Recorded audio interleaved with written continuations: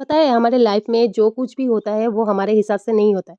वो भगवान की इच्छा होती है तभी होता है। हेलो एवरीवन, कैसे हैं आप सभी? आशा करती हूँ सभी अच्छे होंगे। बहुत दिनों के बाद छोटा सा एक ब्लॉग लेके मैं आ गई हूँ। दिन था 23 जुलाई और दिन था थर्सडे का। और सुबह सुबह उठ के मैं, मेरे हस्बैंड और मेरी मम्मी और मेरी बच्ची, हम चारों नहा धो के रेडी होके चले गए थे ढेकियाजुली रेलवे स्टेशन। उधर से ट्रेन पकड़ के हम पहुंच गए थे गुवाहाटी, और गुवाहाटी से हम लोग का ट्रेन था 12:40 को। और हम लोग निकल चुके थे अपना टिकट लेके, लगेज लेके। ब्रह्मपुत्र नदी को पार करते हुए हम चले हमारे डेस्टिनेशन के ओर।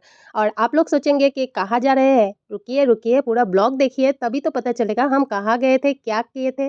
सब कुछ आपके सामने मैं एक एक करके ब्लॉग में शेयर करूंगी। और कहीं पे घूमने जाने की बात हो और एक्साइटमेंट ना हो, ऐसा तो नहीं हो सकता। मैं जितनी एक्साइटेड थी, मेरी बच्ची भी बहुत एक्साइटेड थी, क्योंकि उसका ये सेकंड ट्रिप था, मतलब स्टेट के बाहर। चलिए, एक तो हिंट दे दिया, स्टेट के बाहर जा रही थी, मतलब आसाम से बाहर जा रही थी। हम लोग का सफर इतना छोटा भी नहीं था। 2 दिन हमने ट्रेन में बिताया और 2 दिन के बाद गंगा नदी को पार कर लिया। मतलब ब्रह्मपुत्र से गंगा नदी का सफर बहुत ही आसान था, ऐसा तो नहीं है। फिर भी हमने बहुत एक्साइटेड होके ये सफर तय किया। और हाँ, मैंने जो बोला, मेरी बच्ची का ये सेकंड ट्रिप है, क्योंकि वो 5 साल की जब थी तब हम लोग आसाम से बाहर गए थे।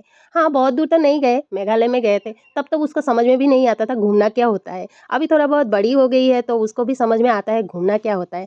तो जो भी हो, हम लोग ने बहुत सुंदर से 2 दिन पार किया। पार करने के बाद हम पहुंच गए अब तुनला स्टेशन, और तुनला स्टेशन में पहुंचते ही हम लोग लगेज लेके नीचे उतर गए, क्योंकि वही हम लोग का डेस्टिनेशन था। इसके बाद भी बहुत दूर जाना था। और हम लोग 4 नहीं थे, आप लोगों को पहले बोला था कि हम लोग 4 थे, नहीं, ये देखिए हम लोग का ग्रुप, ये हमारा सारा ग्रुप था, सब मिला के हम 14 जन थे। सब एक साथ उतरे और 2 दिन का सफ़र तय करके मेरी हालत देखिए, मेरी नहीं, सबकी हालत ही बहुत ख़राब थी। उसके बाद हमने एक कैब बुक किया। कैब बुक करने के बाद, मतलब एक तो नहीं, 2 कैब बुक किया 14 जन के लिए, और सब ने बैठ के हम और भी 2 से ढाई घंटे का सफ़र तय किया। उसके बाद हम पहुंच गए ढाबे पे, और ढाबे पे बैठ के अच्छी तरह से खाना खाया, क्योंकि हम लोग को जहाँ जाना था उधर जाने में और भी थोड़ा बहुत टाइम लगेगा। सोचे कि भूख लगी है, चलो बच्ची भी है, बुजुर्ग भी है, सब एक साथ में खाना खा लेते हैं।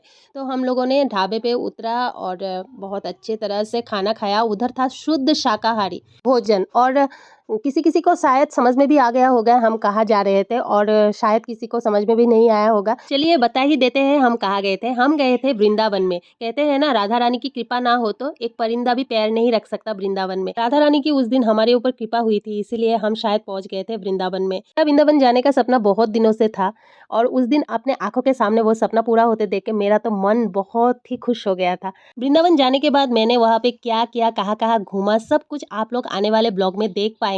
तब तक के लिए स्टे ट्यून और बोलिए राधे राधे।